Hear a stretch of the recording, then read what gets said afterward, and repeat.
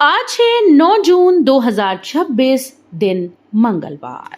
Welcome back to clean news MP. चलिए देखते हैं मध्य प्रदेश की 25 फटाफट बड़ी खबरों को। इससे पहले आप न्यूज को कहां से देख रहे हैं हमें कमेंट में बताना बिल्कुल ना भूलें। साथ ही हमारे फेसबुक पेज को भी फॉलो करें। फेसबुक पेज का लिंक डिस्क्रिप्शन में दिया गया है। मध्य प्रदेश में संविदा कर्मचारियों के वेतन में बढ़ोतरी, सरकार का बड़ा फैसला। मध्य प्रदेश सरकार ने संविदा कर्मचारियों को बड़ी राहत देते हुए उनके वेतन में बढ़ोतरी का फैसला किया। सरकार ने उनके पारिश्रमिक में 4.46% वृद्धि को मंजूरी दी, जो 1 अप्रैल 2026 से प्रभावी होगी। वित्त विभाग के द्वारा इसके आदेश जारी कर दिए गए हैं। लंबे समय से वेतन वृद्धि और नियमितीकरण की मांग कर रहे कर्मचारियों को इस निर्णय से राहत मिलेगी। संशोधित वेतन के साथ उन्हें एरियर का भुगतान भी किया जाएगा। सर्वाइकल कैंसर रोकथाम में बड़ी उपलब्धि, एमपी देश के शीर्ष राज्यों में शामिल। मध्य प्रदेश ने स्वास्थ्य क्षेत्रों में बड़ी उपलब्धि हासिल करते हुए एचपीवी टीकाकरण अभियान में देश के शीर्ष राज्यों में जगह बनाई है। राज्य में अब तक 7,63,000 से अधिक पात्र बालिकाओं का सफलतापूर्वक टीकाकरण किया जा चुका है। इस अभियान का उद्देश्य महिलाओं को सर्वाइकल कैंसर जैसी गंभीर बीमारी से सुरक्षित करना है। स्वास्थ्य विभाग, सहयोगी संस्थाओं और सतत निगरानी के चलते ये सफलता संभव हुई। बस ऑपरेटर्स की चेतावनी, किराया नहीं बढ़ा तो संचालन बंद करने की धमकी। मध्य प्रदेश में आम जनता को एक और महंगाई का झटका लग सकता है। राज्य सरकार जल्द ही बसेस के किराए में बढ़ोतरी का फैसला ले सकती है। पेट्रोल, डीजल और अन्य जरूरी वस्तुओं की बढ़ती कीमतों का असर अब परिवहन क्षेत्र पर भी दिखाई दे रहा है। वहीं प्रदेश के बस ऑपरेटर्स ने चेतावनी दी कि यदि किराए में बढ़ोतरी नहीं की गई तो वे बसेस का संचालन बंद कर सकते हैं। मध्य प्रदेश के जलगंगा संवर्धन अभियान की अंतर्राष्ट्रीय स्तर पर सराहना। मध्य प्रदेश का जलगंगा संवर्धन अभियान अब अंतर्राष्ट्रीय पहचान बना रहा है। भोपाल में आयोजित सदा नीरा समागम में 6 देशों के राजनयिकों ने प्रदेश के जल संरक्षण मॉडल की खुलकर सराहना की और इसे अपने देशों में लागू करने में रुचि दिखाई। Cyprus, Fiji, Mexico, Nepal, Trinidad और टोबैगो और इक्वाडोर के प्रतिनिधियों ने इसमें हिस्सा लिया। विशेषज्ञों ने कहा कि जनभागीदारी आधारित ये मॉडल जल संकट के समाधान में बेहद प्रभावी है। कांग्रेस का शक्ति प्रदर्शन, वरिष्ठ नेताओं की मौजूदगी में नामांकन प्रक्रिया पूरी। मध्य प्रदेश में तीसरी राज्यसभा सीट को लेकर सियासी घमासान तेज हो गया। कांग्रेस उम्मीदवार मीनाक्षी नटराजन ने विधानसभा स्थित रिटर्निंग ऑफिसर कार्यालय में अपना नामांकन दाखिल किया। नामांकन के दौरान कांग्रेस ने शक्ति प्रदर्शन किया, जिसमें हरीश चौधरी, जीतू पटवारी, उमंग सिंघार और दिग्विजय सिंह सहित कई वरिष्ठ नेता और विधायक मौजूद रहे। नामांकन से पहले गांधी प्रतिमा पर श्रद्धांजलि अर्पित की गई। नीति आयोग रिपोर्ट में खुलासा, मध्य प्रदेश में प्राथमिक शिक्षा का गिरा स्तर। नीति आयोग के द्वारा जारी 2024-25 की ग्रॉस एनरोलमेंट रेशियो रिपोर्ट में मध्य प्रदेश की प्राथमिक शिक्षा को लेकर चिंताजनक तस्वीरें सामने आई। रिपोर्ट के अनुसार राज्य में प्राथमिक स्तर पर जीआर घटकर 76.3% रह गया, जो देश के सबसे कम स्तरों में से एक माना जा रहा है। 10 साल पहले यह आंकड़ा करीब 109.3% था, जिससे स्पष्ट है कि नामांकन में लगातार गिरावट दर्ज की गई। इंदौर में ब्रिक्स कृषि समूह की बैठकें, 13 जून तक चलेगा मंथन। इंदौर में ब्रिक्स देशों के कृषि समूह की महत्वपूर्ण बैठकें मंगलवार से शुरू हो रही हैं, जो 13 जून तक चलेंगी। देश विदेश से आने वाले प्रतिनिधियों के स्वागत के लिए शहर में व्यापक तैयारियां की गई। मेहमानों की मेहमान नवाजी मंडप, 56 दुकान और ऐतिहासिक राजवाड़ा में की जाएगी। बैठक में खाद्यान्न उत्पादन और कृषि क्षेत्र की चुनौतियों पर मंथन होगा। प्रशासन और विभिन्न विभागों ने सुरक्षा और व्यवस्थाओं को मजबूत किया। यह आयोजन इंदौर की अंतर्राष्ट्रीय पहचान को और सशक्त करेगा। केवट की राज्यसभा एंट्री पर सियासी हलचल तेज। महेश केवट की पार्षद से सीधे राज्यसभा प्रत्याशी तक की एंट्री ने मध्य प्रदेश की राजनीति में नई हलचल पैदा कर दी। नामांकन के बाद उन्होंने कहा कि यह निर्णय तय रणनीति और राजनीतिक भरोसे का परिणाम है। बीजेपी के तीसरे उम्मीदवार के रूप में उनकी उम्मीदवारी ने समीकरण बदल लिए हैं। पार्टी का दावा है कि कांग्रेस खेमे से भी समर्थन मिल सकता है। वहीं वोटों की गिनती में फिलहाल केवट पीछे बताए जा रहे हैं। जबलपुर नगर निगम में टेंडर वॉर, विकास कार्य ठप। जबलपुर नगर निगम में पार्षद निधि से जुड़े विकास कार्यों पर बड़ा विवाद खड़ा हो गया। नेता प्रतिपक्ष अमरीश मिश्रा का आरोप है कि करीब 150 स्वीकृत कार्य लंबे समय से अधर में लटके हैं। कई बार टेंडर जारी होने के बावजूद ठेकेदार काम करने आगे नहीं आ रहे।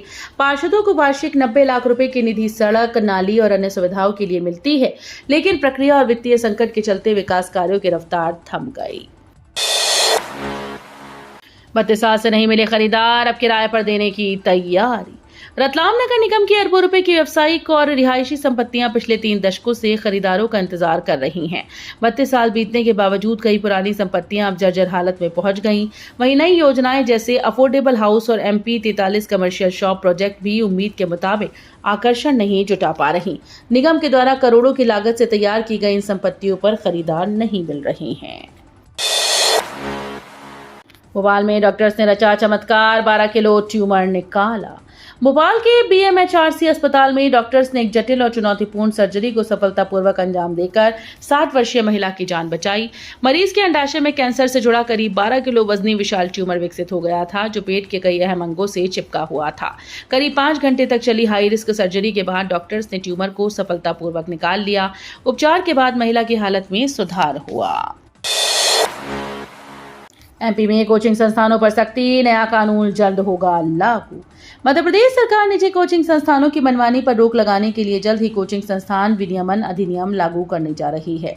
नए कानून के तहत सभी कोचिंग संस्थानों का रजिस्ट्रेशन अनिवार्य होगा और नियमों का पालन न करने पर 25,000 रुपए तक का जुर्माना लगाया जाएगा। छात्रों के हितों की सुरक्षा के लिए बड़ा प्रावधान किया गया है, जिसके तहत कोचिंग छोड़ने की स्थिति में फीस वापस करनी होगी। सागर यूनिवर्सिटी में इनविजिलेटर मानदेय पर विवाद। डॉक्टर हरि सिंह और यूनिवर्सिटी सागर में परीक्षा ड्यूटी करने वाले इनविजिलेटर्स के मानदेय को लेकर गंभीर सवाल खड़े हो गए। आरोप है कि शिक्षकों और अतिथि शिक्षकों को मिलने वाला भुगतान मजदूर की दिहाड़ी से भी कम है। इतना ही नहीं, 2018 से लेकर अब तक की गई परीक्षाओं का मानदेय पिछले 8 सालों से लंबित बताया जा रहा है, जबकि ड्यूटी के दौरान रसीद पर हस्ताक्षर भी लिए जाते हैं। 11 जून से झमाझम बारिश के आसार, गर्मी से राहत की उम्मीद। भीषण गर्मी के बाद आखिरकार मालवा क्षेत्र में मानसून ने दस्तक दे दी है, जिससे लोगों को राहत की उम्मीद जगी है। मौसम विभाग के अनुसार 11 जून से क्षेत्र में झमाझम बारिश का दौर शुरू हो सकता है। हालांकि इस बार अल नीनो के असर के कारण सामान्य से कम बारिश की आशंका भी जताई जा रही है। हाल के दिनों में बादलों की मौजूदगी और बड़ी नमी के चलते मौसम में बदलाव देखने को मिल रहा है। ऑनलाइन शॉपिंग में बड़ा फ्रॉड, घड़ी और लाइट्स की जगह पार्सल से निकले पत्थर। ऑनलाइन शॉपिंग करने वालों के लिए ग्वालियर से चौंकाने वाली खबर सामने आई है। यहाँ एक डिलीवरी बॉय ने करीब 250 पार्सल्स में हेराफेरी कर लोगों के साथ धोखाधड़ी की। ग्राहकों ने महंगी घड़ियां और चाइना लाइट्स ऑर्डर की थी, लेकिन पार्सल खोलने पर उसमें प्लास्टिक के टुकड़े और पत्थर मिले। शिकायत मिलने के बाद पुलिस ने जांच शुरू की और मामले में 2 लोगों के खिलाफ केस दर्ज किया। अस्पताल में आउटसोर्स कर्मचारियों का आरोप, श्रेणी बदल कर घटाया गया वेतन। जयप्रकाश चिकित्सालय में आउटसोर्स कर्मचारियों और प्रशासन के बीच विवाद गहरा गया। 14 कर्मचारियों ने आरोप लगाया कि civil surgeon doctor Sanjay Jain ने उन्हें बिना किसी कारण के अर्धकुशल श्रेणी से हटाकर अकुशल श्रेणी में डाल दिया। कर्मचारियों के अनुसार इस फैसले के बाद उनके मासिक वेतन में करीब 2,646 रुपए की कटौती हो गई है। पहले जहां उन्हें 13,146 रुपए मिलते थे, अब वेतन घटकर 10,500 रुपए रह गया है। कांग्रेस विधायक को लेकर बड़ा दावा, भाजपा के पक्ष में वोटिंग की चर्चा तेज। मध्य प्रदेश की राजनीति में राज्यसभा सीट को लेकर सियासी हलचल तेज हो गई। भाजपा नेता कैलाश विजयवर्गीय ने दावा किया कि सागर जिले की बीना सीट से कांग्रेस विधायक निर्मला सप्रे राज्यसभा चुनाव में भाजपा का समर्थन करेगी। उन्होंने कहा कि विपक्ष में रहते हुए भी कई नेता भाजपा के साथ खड़े नजर आएंगे। इस बीच भोपाल में नामांकन प्रक्रिया के दौरान दोनों दलों के उम्मीदवारों ने पर्चा दाखिल किया, जिससे मुकाबला और भी दिलचस्प हो गया है। रेत माफियाओं की मनमानी, स्टॉप डैम के गेट खोलकर सिंध नदी का पानी बहाया। शिवपुरी के कोलारस क्षेत्र में रेत माफियाओं की गतिविधियों ने चिंता बढ़ा दी। आरोप है कि अवैध रेत खनन की तैयारी के लिए सिंध नदी को जानबूझकर खाली किया जा रहा है। पिछले 1.5 महीने में 3 अलग-अलग घाटों पर बने स्टॉप डैम के गेट 4 बार खोले गए, जिससे बड़ी मात्रा में पानी बह गया। ग्रामीणों का कहना है कि उन्होंने इस मामले की शिकायत कई बार अधिकारियों से की, लेकिन अब तक ठोस कार्रवाई नहीं हुई। मध्य प्रदेश में बन रहा देश का पहला इको फ्रेंडली ग्रीन कलाग्राम, कंप्लीट डिजिटल होगा कैंपस।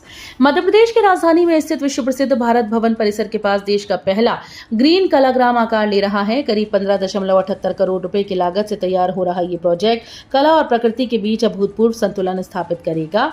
दरअसल ये परिसर अत्याधुनिक डिजिटल सुविधाओं से लैस होने के साथ साथ पूरी तरह से इको फ्रेंडली और पर्यावरण के अनुकूल तकनीकों पर आधारित होगा। मध्य प्रदेश पर्यटन विभाग के प्रमुख सचिव इलैया राजाटी ने बताया कि भोपाल में बन रहे ग्रीन कलाग्राम की सबसे बड़ी विशेषता इसका पर्यावरण के प्रति पूर्ण समर्पण है। पूरे कलाग्राम का निर्माण नेशनल ग्रीन ट्रिब्यूनल और वन मंत्रालय के कड़े दिशा निर्देशों को ध्यान में रखकर किया जा रहा है।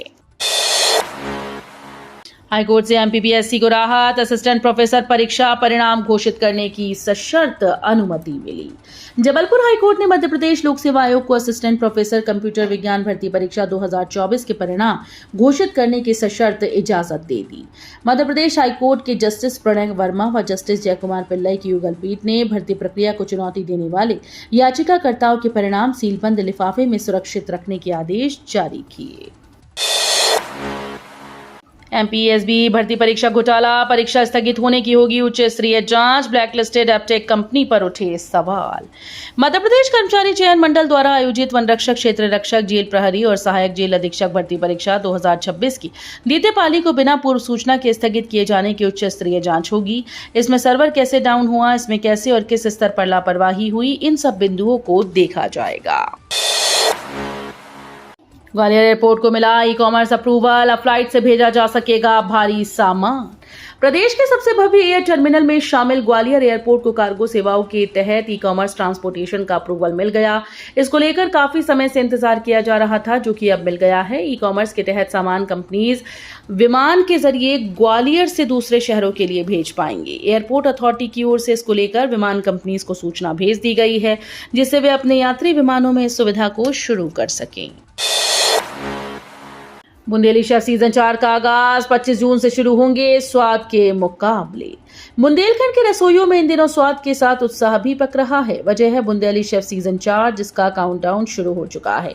बुंदेलखंड 24x7 द्वारा आयोजित इस लोकप्रिय ऑनलाइन कुकिंग प्रतियोगिता का पहला ऑडिशन 25 जून को होगा। इसके बाद 10 जुलाई और 20 जुलाई को ऑडिशन आयोजित किए जाएंगे। प्रतियोगिता ने पिछले 3 सीजन में कई प्रतिभाओं को पहचान दिलाई। महिलाएं और युवा प्रतिभागी अपनी खास रेसिपी और पारंपरिक व्यंजनों के साथ मंच पर अपनी पाक कला का प्रदर्शन करने के लिए तैयार हैं। सर्वर फेल होने से भर्ती परीक्षा टली, अभ्यर्थियों में नाराजगी। मध्य प्रदेश कर्मचारी चयन मंडल की वन रक्षक, जेल प्रहरी और सहायक जेल अधीक्षक भर्ती परीक्षा तकनीकी खामी के कारण टालनी पड़ गई। दूसरी पाली की परीक्षा शुरू होने से पहले सर्वर ठप्प हो गया, जिससे कई परीक्षा केंद्रों पर अफरा तफरी और अभ्यर्थियों का हंगामा देखने को मिला। लंबे इंतजार के बाद भी समस्या का समाधान नहीं हुआ तो मंडल ने परीक्षा स्थगित करने का फैसला किया। इस बीच पूर्व मुख्यमंत्री दिग्विजय सिंह ने परीक्षा कराने वाली कंपनी एपटेक पर सवाल उठाते हुए आरोप लगाया कि उसे अन्य राज्यों में ब्लैकलिस्ट किया जा चुका है। बरगी क्रूज हादसे में चौंकाने वाले खुलासे, बीमा और फिटनेस दोनों पर सवाल। बरगी डैम क्रूज हादसे की न्यायिक जांच में सुरक्षा व्यवस्थाओं को लेकर कई गंभीर खामियां उजागर हुई। 30 अप्रैल 2026 को हुए इस हादसे की जांच कर रहे आयोग के समक्ष पेश दस्तावेजों के अनुसार दुर्घटनाग्रस्त क्रूज के पास ना तो वैध यात्री बीमा था और न ही आवश्यक फिटनेस संबंधी दस्तावेजों की स्थिति स्पष्ट है। आरोप है कि संचालक ने पुरानी बीमा पॉलिसी दिखाकर प्रशासन को गुमराह किया।